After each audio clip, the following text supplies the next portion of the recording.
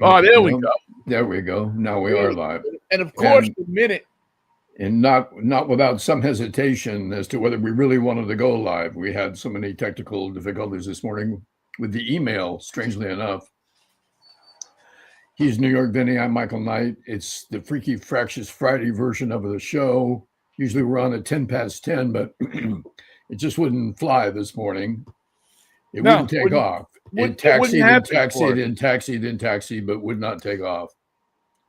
So Well, here, against all odds, we're on.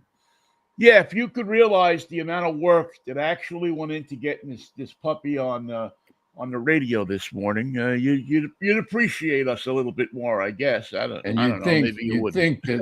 think that we would work on it equally, but we didn't. Vinny did all the work, and I sat here and said, "I wonder what's wrong," which was very helpful. When you have to admit, it's like the cat that knocks your glass of beer off the table as a means to help you stay concentrated through the evening, as a way to say, pay attention now. Everything's on the table, but what makes you think it's going to stay on the table? I'm going to knock a few. Everything is I'm going to knock be a few all things. right, except when it's not. And you've been warned. But that's how it goes sometimes. Good morning, Michael. How are you? Are you doing all right? I'm doing okay, Vinny. How are you?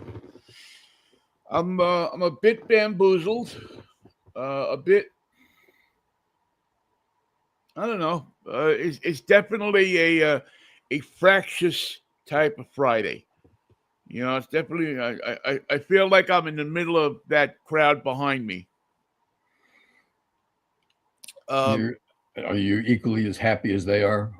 Well, you know, actually, I was in that crowd. I mean, I've never taken the time to look. I have seen myself on a couple of other photos in that crowd. Not that particular crowd, but or that particular section, but pretty close to it. And so I was a part of that. And that crowd that we're looking at there is the night that the New York Mets won the National League East Division Championship, which was a while September ago. 24th, 1969, if I remember right. Holy moly. At about 9:07 or something like that, or 9:09 or. So we would be looking for a younger Richichi in that crowd. Yeah, you would be. Yeah, you would be. And I don't. And I don't know that I'm here because I distinctly remember being near the scoreboard, which would be as we look here. I believe we're looking into left center at the 371 mark. And in right center would be where the scoreboard is. And I distinctly remember that night that somebody fell off the top of the scoreboard. Well, that probably hurt. Yeah. It's gonna hurt tomorrow anyway. Yeah.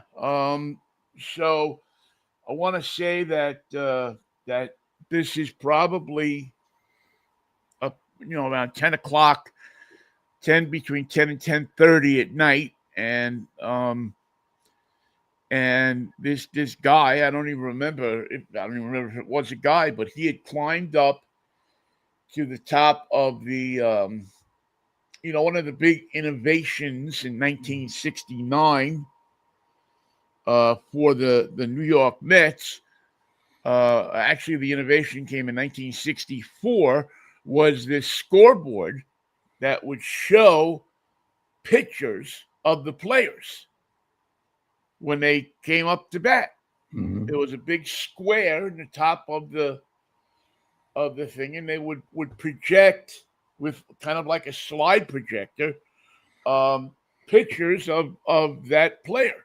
Was it a photograph or was it a cartoon? It was a photograph. Yeah. It looked to be to me a photograph that was on a what do they call those things? Overhead projector. Right. So it was on like a piece of lucite or acetone or whatever that material is that they could mark on with a grease pencil and then take it off.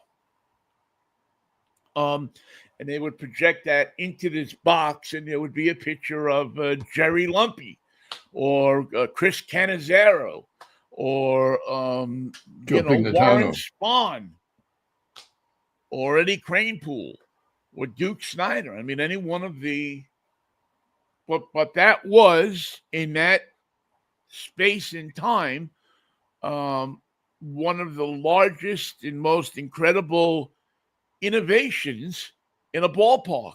The only thing that was a little bit more buzzworthy in baseball that year was the opening of the Astrodome, which was a year later, really, in 65. But this was 69. Kept fresh and green by AstroTurf and Astro seats and Astro walkways and Astro parking lots. Anything that could be Astro. You know who hit the first home run in the year Houston Astrodome? Joe Morgan. No.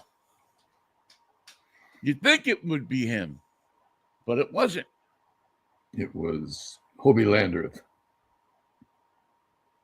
No, wasn't Hobie Landreth. I'll give you a hint. Algonquin J. Calhoun. Was an American leaguer. Rocky Colavito. No. Mickey Mantle. Yes. Wow. Mickey Mantle. The Yankees played the Astros in an exhibition game to open up the 1965 season, preseason, after they come back from training, and Judge Roy Hopkins, who owned the Astros at the time, or was a major player in getting the team for Houston at the time. If you remember, just a year before, they were called the Houston Colt 45s. Yep. And they thought again, should we name our team after a gun? Well, it is Texas. But they do have to play in eastern seaboard cities. Yeah, where they do stuff like that. They like doing that. They love, naming things after guns. So anyway, so that guy fell off of the Shea Stadium scoreboard, off of that part that projects the player's image so that everybody on the field can see it. And did he fall off Jerry Grody's mustache, or I think he hung on? No, he hung on to. I would have to say that it was a little early for Tom Seaver. Well, no, it wasn't a little early for Tom Seaver. Tom Seaver was there. He probably fell off of Don Clendenin's mustache. Schnazzola. Matter of fact, Don Clendenin picked his nose on that big screen, and there was the guy from Flushing, got blown out in a piece of snot. Like you do. What can happen to you in a baseball field? More often than you might imagine. Well, depends on the team you're playing for and the ownership group that you're playing with. There's so much. Who is it now that's causing all the controversy in New York? Oh, it's Noah Syndergaard. Remember Noah Syndergaard? What's he done to get back in the news? Well, he was making some noise about retiring yesterday, but what he has done is he got an invitation from the president to go to the White House and meet the president, and he decided to accept the invitation. And to show you how things have changed in baseball, there are many people in Texas who are not, because Syndergaard, I think, was playing with Texas, if I'm not mistaken, um, and certainly many Met fans that are not happy about Syndergaard's sudden ascension to a popular member of the ranks of MAGAism. All of a sudden, Syndergaard is Persona non grata. wearing a MAGA hat, and Well, he sure picked his timing strangely, because he couldn't be a more unpopular president anywhere for Syndergaard to cast his fate to the wind in such a way. yeah, yeah. I mean, even if he would have done it a year ago, he probably would have had a better shot. Much But better. Syndergaard, and listen, this is a guy that was loved by Met fans. This is a guy that was, I mean, I don't know if you remember him, but he had the long hair, the mullet Yeah. coming down the back, and everything. And he was a pretty decent pitcher. He was a guy that actually, really, if he would have kept his mouth shut, probably would have gone into the Mets Hall of Fame, which, I mean, isn't like the real Hall of Fame, but he was It's a really something. liked something. player. And he couldn't keep his mouth shut. Why? Well, because there was a lot of controversy last year because I forget one of the players. I forget if it's Soto or if it's Lindor. I think it's Lindor's wife works for a public relation firm that represents or helps out Mandami, the mayor Right. of New York City, and he's a divisive figure in the city because he wants to do things like open up grocery stores where people can buy food at reasonable prices. It sounds like a pretty good idea. That's not not marked up 1,000%. You know who's doing that today? There's a big controversy. San Francisco closed the famous Marina Safeway some time ago, and that left that whole neighborhood, including most of North Beach, without a store. They have delis, they have restaurants, they have places where they can acquire food, but not, you can't go down and buy a big bag of dog food any place nearby, or a bag of potato chips and dip. And the store is opening up. It's going to be a discount store. They had one in Fresno. I think it's called Grocery Outlet. Yeah. And Yeah, we have them up here too. Yeah, it's a huge anticipation because all these people in San Francisco's trendy neighborhoods of the Marina and North Beach don't have a store. And you'd say, well, that seems to me supply and demand. Someone would open a store. Well, Grocery Outlet said they were going to open a store, but they still haven't. They keep changing the deadline. So, like the example that you just came up with, so it is that other cities around the nation have this affordability problem, and they don't even have the option of paying extra for something at a Ralph's or a Safeway or a Fred Meyer or whatever the case may be. well, we had that problem in Pittsburgh a few years ago. The one grocery store that was in the Hill District decided that I think it was Giant Eagle, but I forget which chain it was. They said we're quits. One of the chains just said we can't make money here. Too many people shoplift. Too many people do this. Too many people do that.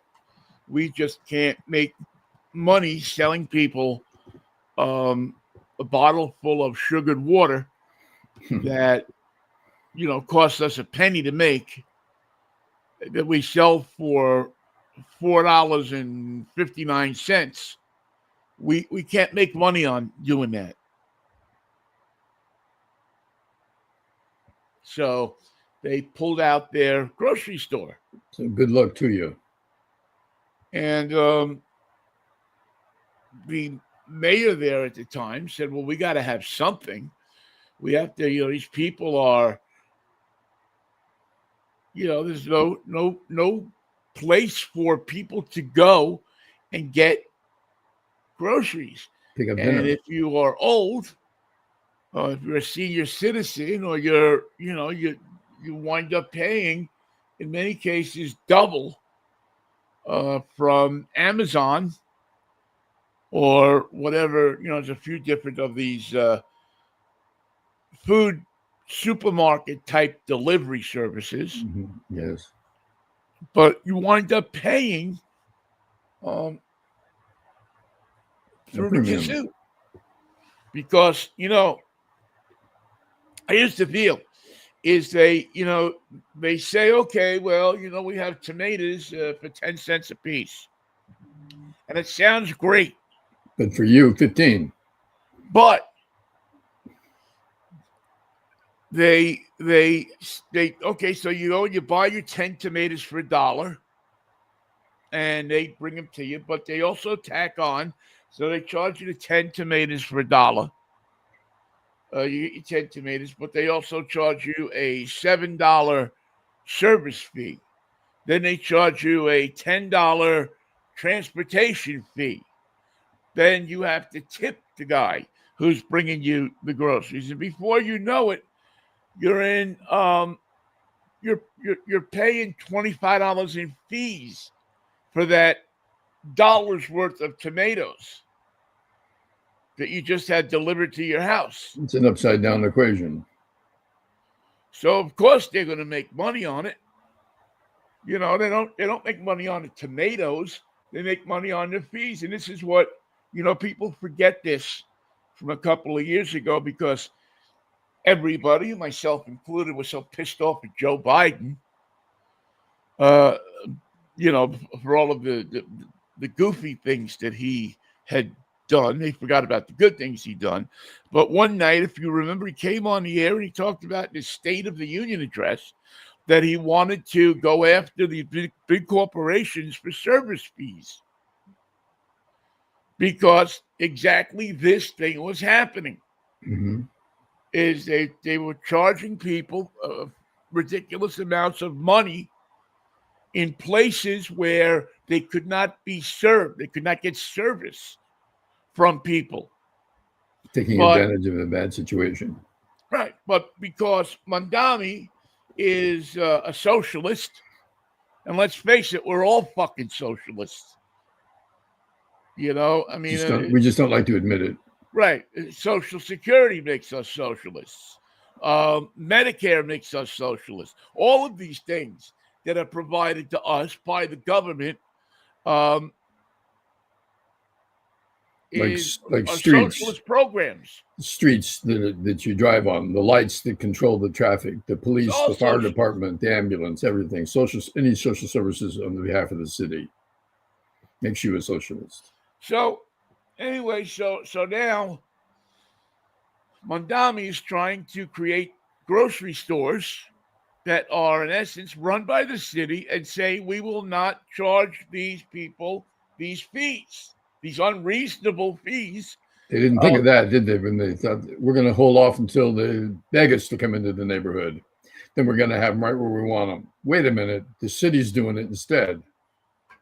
Socialists, communists. Right. So now we can charge, we can charge people what we want to charge them instead of what is reasonable and fair for the marketplace. And the people who are living on, who have some money, or are Republicans, or just don't want to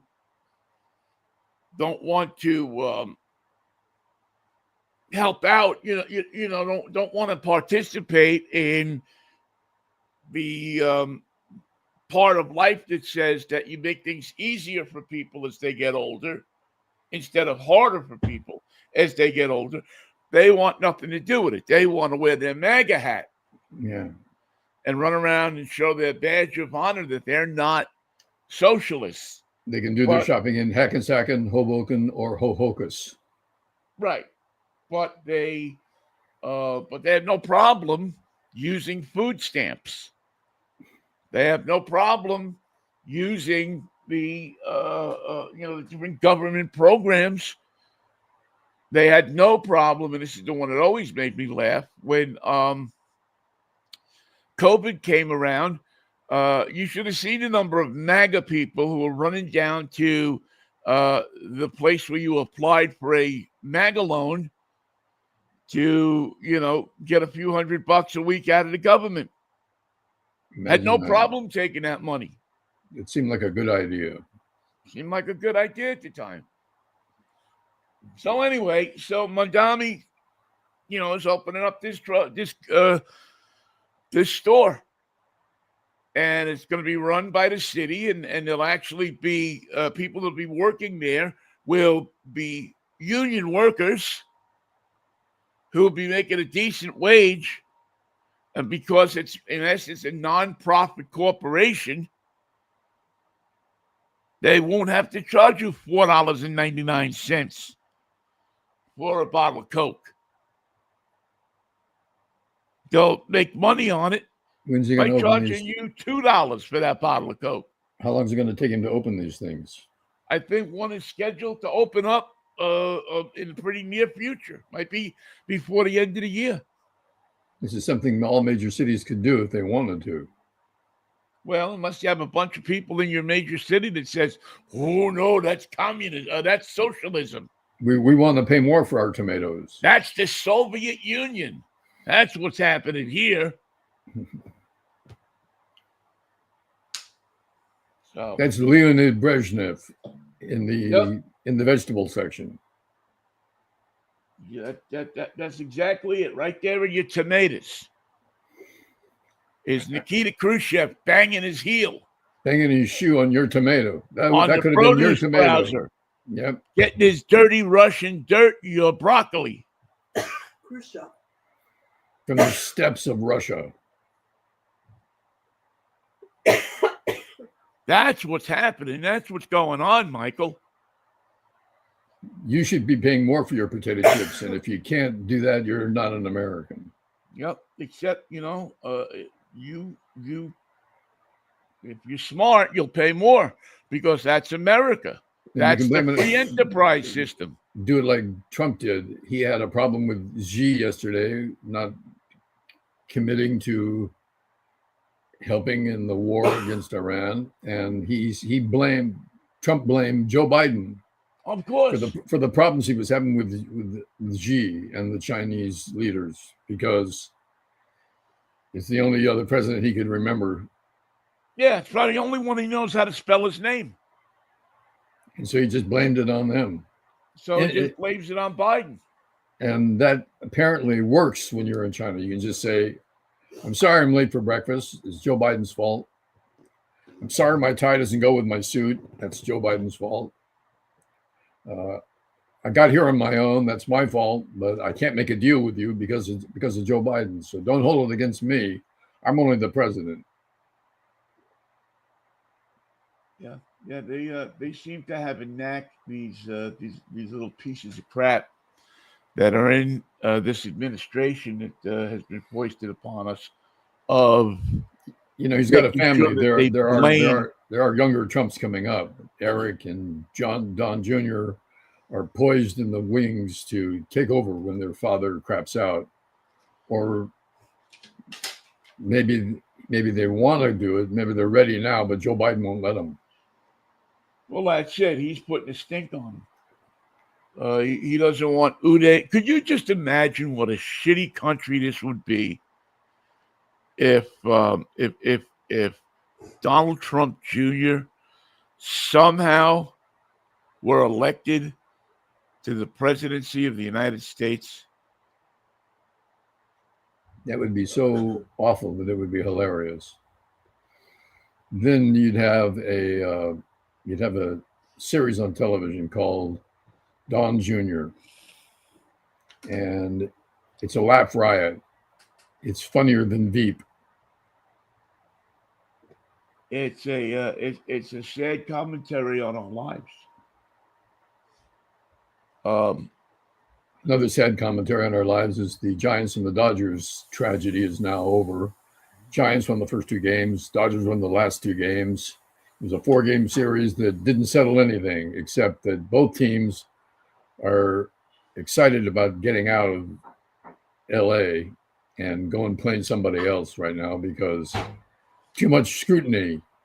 Dodgers aren't hitting like they should, and they aren't pitching like they should, and the Giants aren't doing anything like they should, but they have promise. They have 3 catchers. Each one is a danger to himself and to the pitchers that he faces.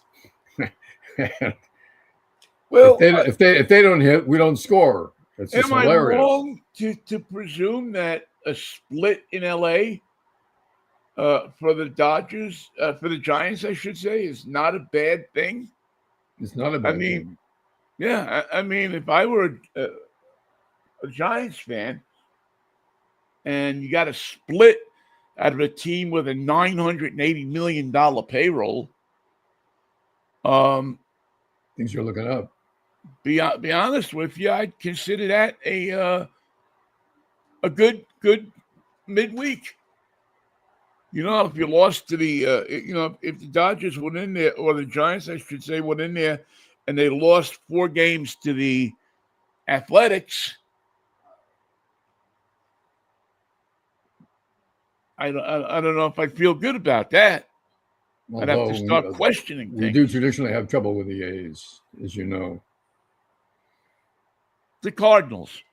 Let's go with the Cardinals. If you lost to the Cardinals, we'd be heart sick. One of the games, we had 4 games, so we tried a lot of ways to win. We tried scoring more runs, and it worked. We weren't satisfied with that. We tried scoring 3 runs, but they scored 5, so we lost. Then we decided we're going up against Ohtani. We would score no runs just to show them. We're the San Francisco Giants. You can't be pushing us around. We're going to come in here and score no runs, and maybe we'll win. But they lost 4-0. But they had the idea, Vinnie, and they executed it. They scored no runs. They were true to their promise. They had the game plan, simple plan. They stuck to it. 9 innings later, no runs were scored. You think we'd win with that kind of dedication. But because we scored no runs, we lost 4-0. Yeah, it doesn't, unfortunately. That's the kind of game baseball is. It's unforgiving. Well, it's you have to hit the ball, or you have to walk a lot. You have to have an ability to walk at a rate never experienced in the human chain of events. Ohtani was hot. He was throwing fastballs at 103 miles an hour. He was throwing changeups at 86. And he has a sweeper and a curveball, and he's got 7 deliveries and 7 pitches. And he was throwing them for strikes and throwing them 30 miles difference in terms of miles an hour. His changeups were that effective, and that's a challenge for any major league hitter. Yeah. Here, hit this one. It's at 103 miles an hour. This one's going to be at 86, and I'm telling you this now so that you can prepare yourself to swing and hit this ball at 86 miles. Oh, you didn't time that right. Yeah, give yourself. Well, it's Joe Biden's fault. Damn right. Joe Biden weakened their resolve. See, that's what happened. Is somewhere in the middle of the whole thing. There's Joe Biden messing it up. Several Republicans, including J.D. Vance and Marco Rubio, both who have their eyes on being the next president. Each other. Well, I gotta tell you, I look at J.D. Vance and I look at the way he looks at Marco Rubio, and it ain't right. If I were Marco, I would not drop for the soap anywhere near J.D. Nothing surprises me anymore. I mean, J.D. doesn't look right. I'm sorry. There's something. The boy has something wrong. He's touched.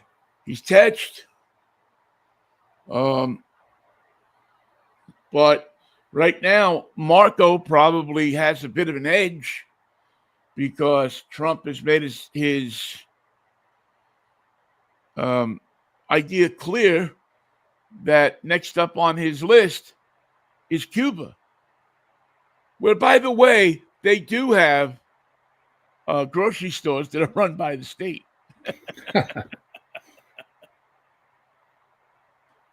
You can get them. I've been there and seen them. You get them all day. You can go in. None of them are open 24 hours, though. Can you get red beans and rice to go? Nah. Well, you might be able to, Michael. Actually, I don't know that I investigated that if you can get it to go. I mean, I had red beans and rice in, a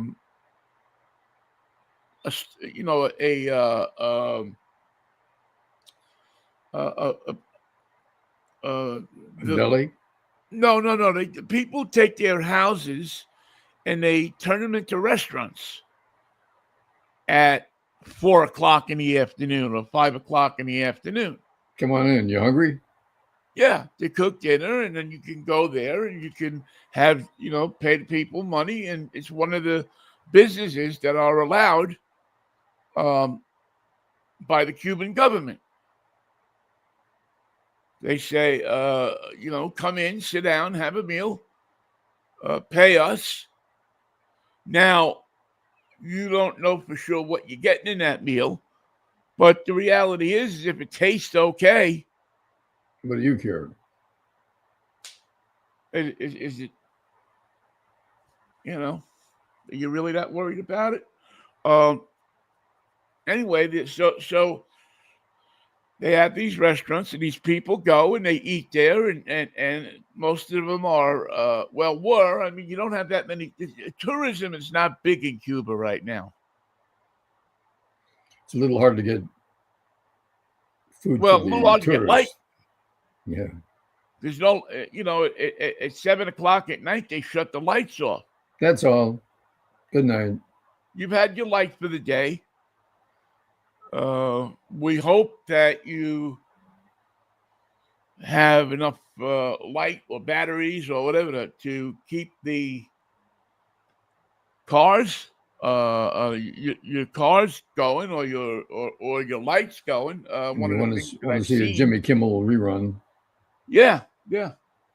Which, interestingly enough, there is I saw something that I saw my dad do in the 1965 blackout.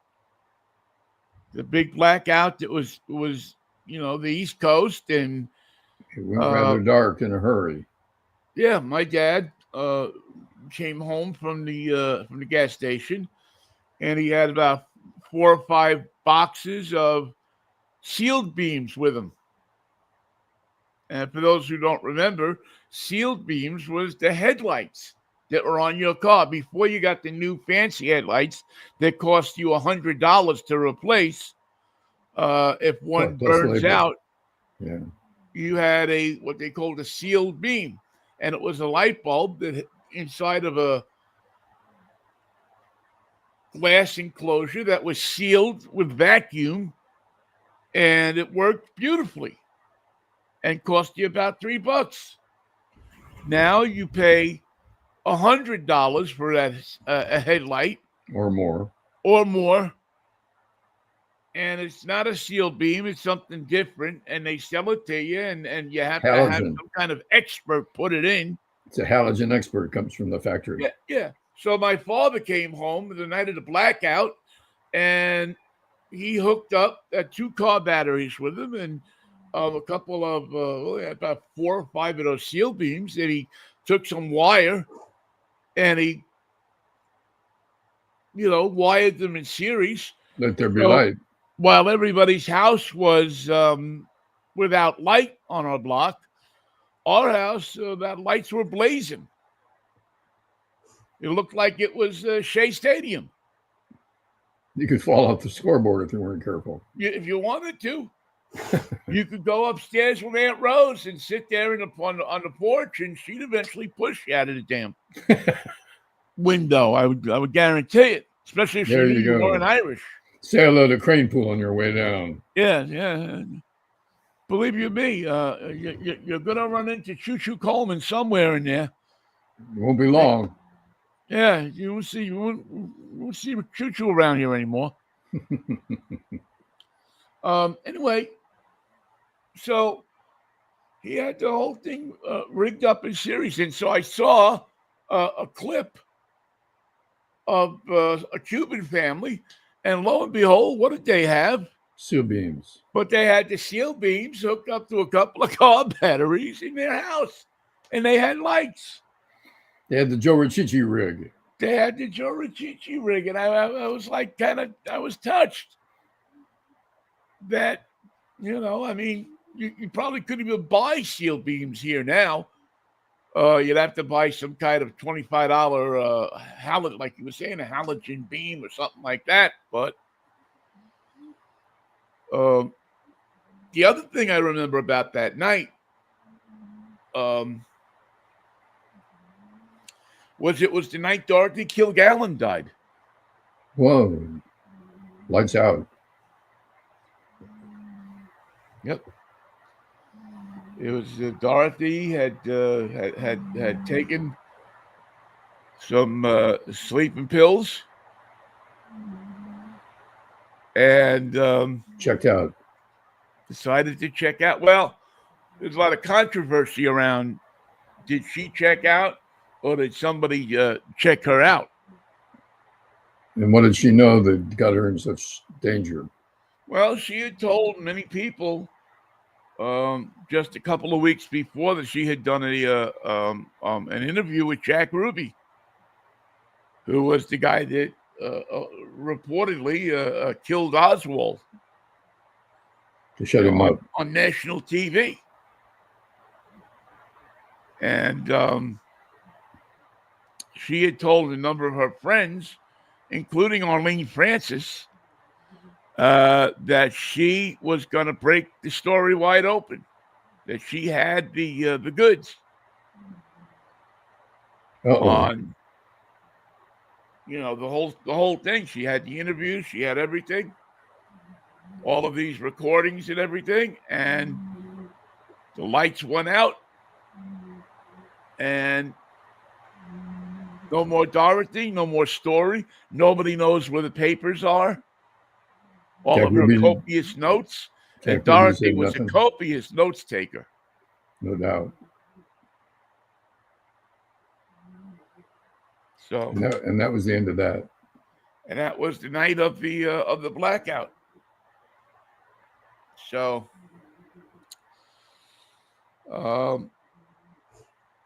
yeah. Strange how things seem to feed into themselves, isn't it? Your hat is for the Hengku Tigers? Yes.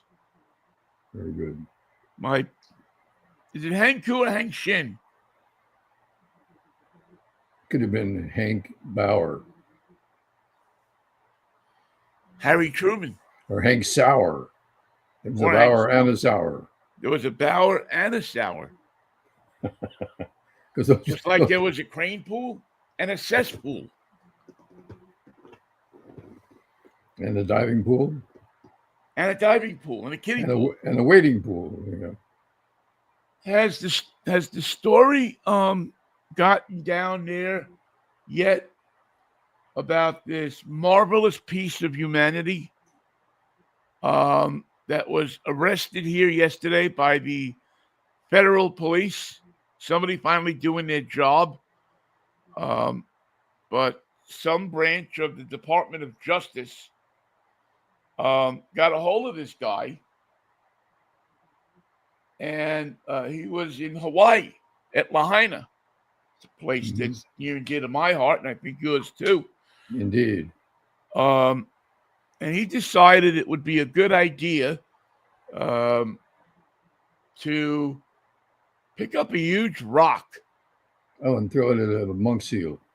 And hit one of the seals. He paid for that. And meanwhile, announced to people that he was rich enough that he didn't care. He was going to pay the fine and laugh him out of court. Right. He was just going to laugh at him because he was he was just, meanwhile everybody's filming him on the what's left of that little oceanfront property that's right there Right. uh in Lahaina where Front Street. yeah, where Mick Fleetwood's place was. I don't know if he's back up and running again, but Hope so. that area there. Mhm. And he announced to everybody that he didn't give a shit about what he had to pay. He was rich and he didn't care. And He paid for that comment too. well, he hasn't paid yet. The local But boys tuned him up, I thought. I was happy. Well, I was happy to see that the United States Department of Justice issued a warrant for him the day before yesterday. Yesterday, I believe it was, and Didn't he meet some yesterday, sidewalk justice with the local boys? well, he did get that justice. Somebody, one of the local boys, decided that they would beat the shit out of him On behalf of the Monk Seals. on behalf of the monk seals of the world. So Igor Mikhailovich Levitnichuk. Now, where do you think this guy's from? Sounds like Dublin, Ireland, right down the middle of the road. Yeah, Covington, Washington, Really? which is just right here, the side of Mercer Island. So he was arrested yesterday. Igor was charged with harassing a protected animal for tossing a massive rock at the endangered seal as she swam along the shoreline off of Front Street in Lahaina. Imagine that. Now, there's a lesson there. Aloha means aloha. It doesn't mean throw rocks at the locals. You shouldn't take all day to get into the mood and be happy in Hawaii. If you go to Hawaii and you still are all screwed up inside, stay in your room, work on your tan, do something, but don't throw rocks at the monk seals. There's a video of this guy, a cell phone video of this guy actually aiming for the monk seal. This fat little piece of shit. And I only pray that he's within the sound of my voice. Because if he wanted to come over to my place or wanted to meet me in the park or something like that, I'd be happy to go over to Covington. Arrange a welcome. And take a big rock with me and have a couple of guys hold him down. So the prosecutors got a hold of him, said he was rich enough to pay any fines. Some guys beat him up. And the guy who beat him up got a letter of recognition from State Senator Brenton Awa of the 23rd District, saying that the local Hawaiian, who was not named, is an official ambassador of monk seals. They say that our attorney, the state of Hawaii, wants to make it clear that we don't condone violence. But we made a letter of recognition for the new ambassador of Aloha. It's evidently a popular seal over there. People know this seal. Is that Larry, the monk seal? Lonnie. Lonnie? Okay. Lonnie, it looks like, Lani. And yeah, and so this guy, if this So he was slated to appear in U.S. District Court yesterday. I don't know the outcome of the results of that trial in a If I moment. if I were him, he should show up. I would only hope that he shows up for it, and if he doesn't, that somebody will go after him and make sure that he shows up. Most people realize that after you've been in Hawaii for 2 or 3 days, you start going on Hawaiian time, going places, being on time, keeping a tight schedule become less and less important to you. As living your life and enjoying your time on the beach become more and more important to you. So this guy, Igor, did not get on Hawaiian time. He was on Washington time. That's what put him at odds with the SEALs. The SEALs were looking at him and go, look at that idiot on the beach. Who are you calling an idiot, said Igor, and threw rocks at him. And Lonnie the SEAL said, we're calling you an idiot because you're about to meet some local boys. Yeah, got to meet a few people that you probably didn't want to meet. So They beat you up and leave you behind the ABC store. Yeah, I'm just hoping that these people are. Well, let justice be swift. Yeah, and served heaping. Yes. Maybe our little drunk FBI director, the little weasel there. Show them how to snorkel over a graveyard. Yeah, the boy wonder could go down there and make himself useful. His boss wouldn't have the balls to do it. And that would account for that startled look on his face. Yeah. It's hard to look surprised all the time if you're surprised all the time. You start to look just like you. Well, he's got the eye thing going, you know. He's got the one eye is going that way and the other eye is going that way. And so, Vinnie, one thing I took away from yesterday, on Wednesday, when you showed me the video of the Mud Fest and the winners and the best cars, was that all the off-road vehicles that I liked were over $100,000. I thought this has become a very interesting price point. You can't buy a car for less than $100,000. I'm not talking about a Bentley. I'm talking about a American-made. Well, you can buy the cars. As a matter of fact, let me just grab I had the price sheets for a few of those vehicles. The Subaru Trail Seeker, I don't know if they've actually issued a price on this yet. It's a brand new vehicle. But a lot of people think it's going to be about $45,000. That's more like it. Well, still quite a... Yeah, I didn't even look at this. The Subaru Trail Seeker MSRP with destination delivery, $45,840. And with a ton of standard features. Let's see, the Toyota RAV4, which was one of the winners also, right? 42,200. Problem with the Toyota RAV4 is you can't get one. And if you find one, the dealers look out are marking them up.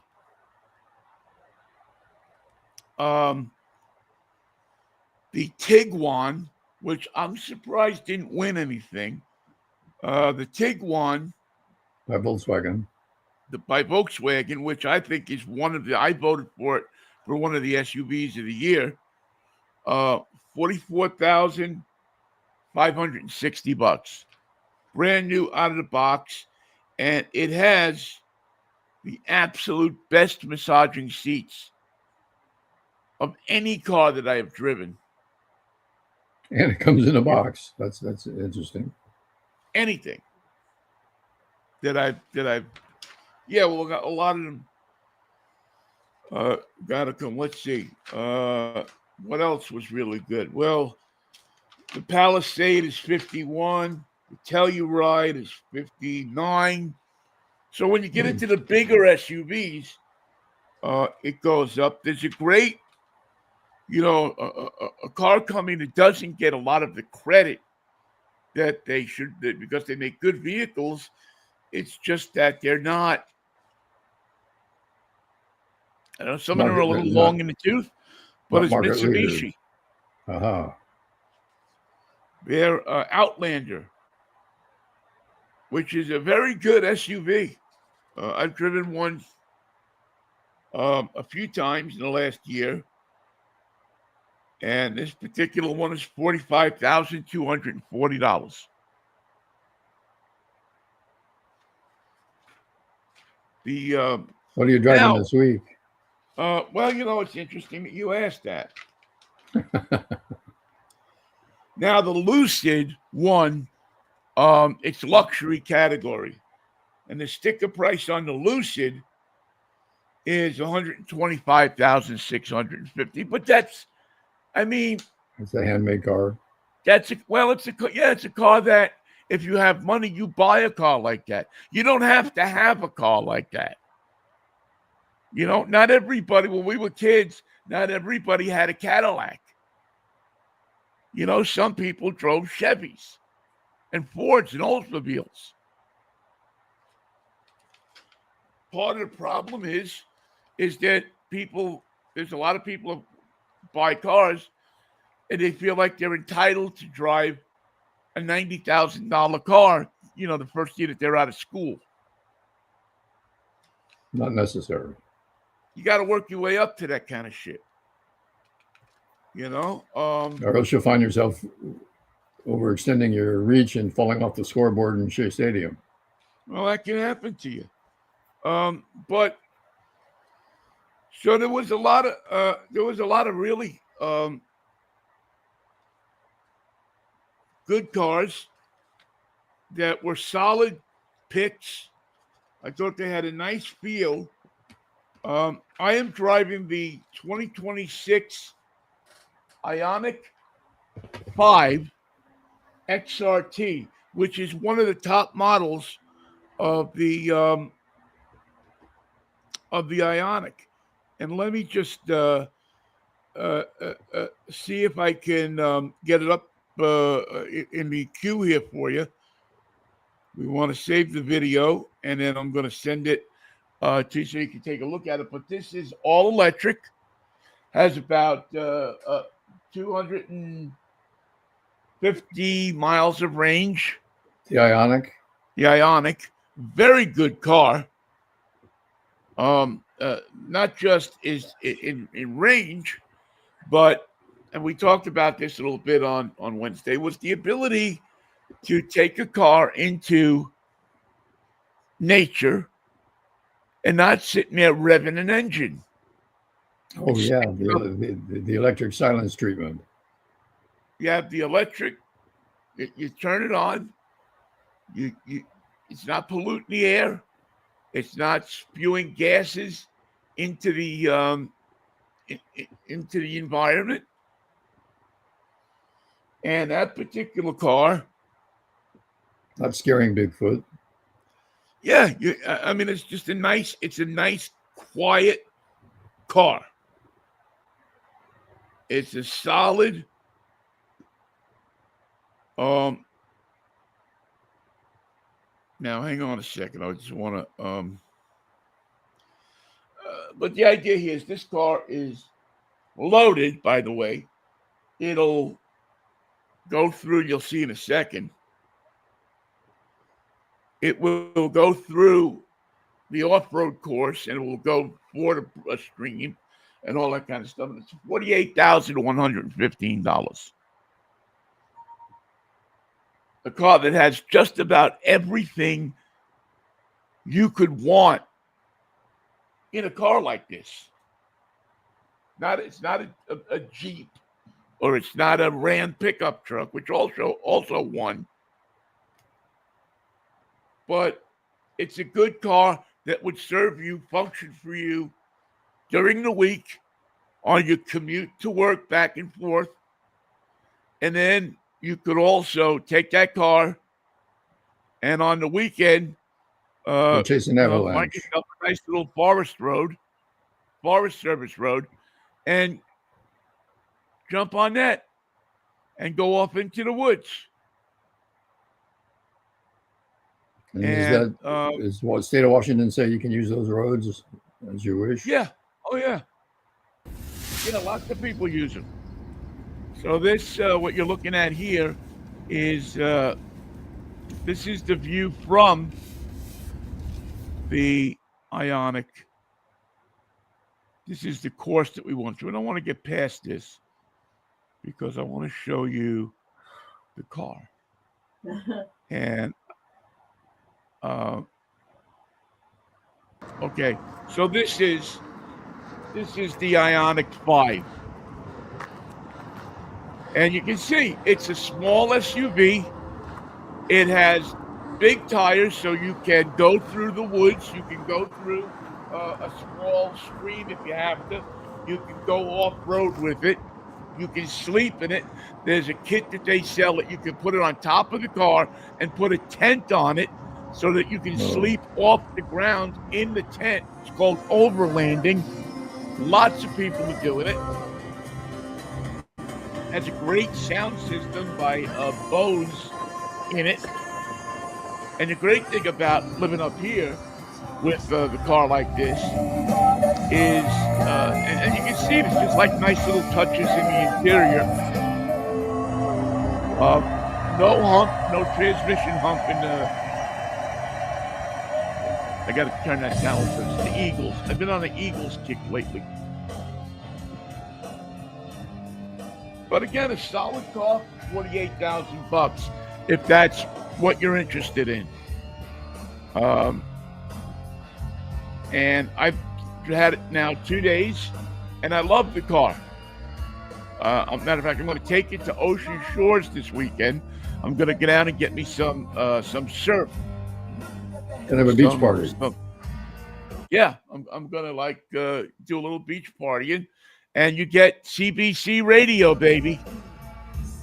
You don't have to listen to the bad news. And listen to hate radio. Yeah, it's got satellite radio. So, a sharp car. And I'll have a full report on it. We'll do a full review. But and is that all electric?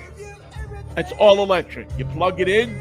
It takes you. It has about 280 miles of range, which is probably going to be good for just about anywhere you go. I mean, think about it. When's the last time you drove 280 miles, Michael? That time we went to Poughkeepsie. Yeah. I mean, and here you see in the back, plenty of room for luggage. This is with the back seat up. It's stylish looking. I'm just, I think, Hyundai, and we've said this before, we've talked about this before, they are the number one people, I think, when it comes to making electric vehicles. The Hyundai, the Kia, the Genesis, all of those brands. Watch out for the Chinese. Here they come. Yeah, are solid. They're reasonably priced. They're good vehicles. They're powerful. I mean, this thing will go 0 to 60 in about 2 seconds. Ooh. So it's a quick vehicle. You plug and see this. This is the new thing. They fit a Tesla charger. So you can drive up with your Ionic that you spent $48,000 for and see some guy sitting there with a Tesla that he spent $90,000 for. I can't charge it. And plug into the same charger. And wait there and get your car charged faster than his Tesla charges. You can learn more about this tomorrow at 11 o'clock on Vinnie's Drive Time Radio Show. Yes, Drive Time. Which appears on YouTube. By the way, this car is put together in Elabelle, Georgia. Not the Soviet Union, Georgia. Georgia, like down near Florida. That Georgia. Near the Tallahassee border. pretty near where Billy Joe McAllister threw something off the Tallahatchie Bridge. Or was it Bobby Gentry that threw it off? He was just going to hold it and show it to her, but he dropped it and went right in the river. No. They didn't pave the bridge like they were supposed to after the winter. So we got what happens down there. Well, Vinnie, have a good show tomorrow at 11 o'clock. We'll be watching. I will have a good show. We're going to also talk to the people from, we're going to talk to an auto designer from Scout. I mean, what you're looking at here, how do they decide how to do that? What's going to, how do they combine the functionality and the style so that they get these kinds of looks in cars, which people want these days? We will speak to Katie Sullivan. She is from Scout, and she will talk to us about designing a brand new car. Whoa, they love that. Yeah, this is something that was a men's domain, not but 20 years ago. And now it's a lot of women involved doing it. Because who makes the decision, Michael? Women do. Thank you, Michael. Every sales manager will tell you that. Any sales. Ronnie Brand will tell you that. 1, 2, 3. 1, 2, 3. All right, Michael, you have a good weekend. I will talk to you on Monday. We will be getting a